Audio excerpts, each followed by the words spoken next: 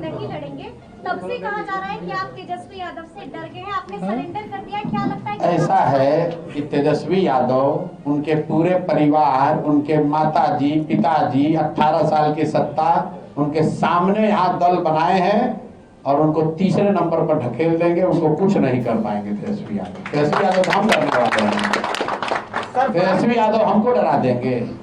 चुनाव नहीं लड़ने का जो निर्णय है वो सिर्फ इस बात पर लिया गया है कि समय की जो सीमा है उसमें एक व्यक्ति कितना कुछ कर सकता है। अगर मैं चुनाव लड़ने जाऊंगा, मेरा 4 दिन 3 दिन तो लगेगा।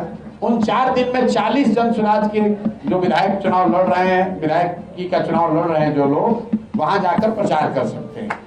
हम कोई तेजस्वी यादव की तरह, हमारे पिताजी का दल तो है नहीं जो लूट के रुपया रखे हैं।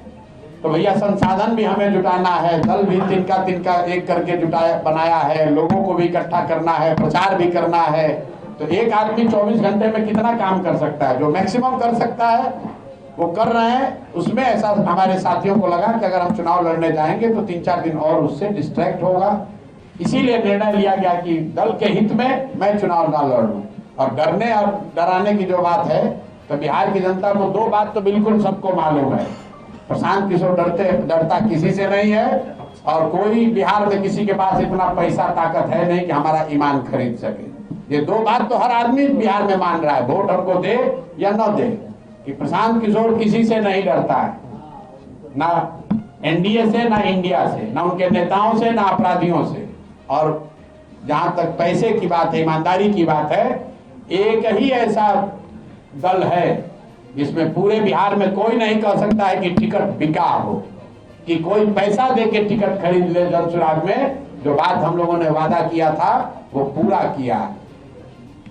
जोकीहाट से क्या सरफराज जी को लड़ा रहेगा? अब फिर वही बात, ये तो दल ही तो निर्णय लेगा भाई।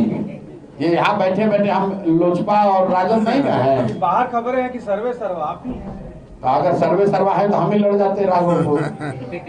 हमारा तो मन था, गए थे प्रचार करने, पार्टी ने कहा, लड़ने गए भी थे, वहां हल्ला भी हुआ और पार्टी ने कहा कि नहीं, आप लड़ना उचित नहीं है। यहाँ दल के दोनों हमारे अध्यक्ष बैठे हैं, अगर हम जबरदस्ती करें तो लड़ सकते हैं, लेकिन उसकी जरूरत नहीं है, सबकी सहमति से ही काम चलता है।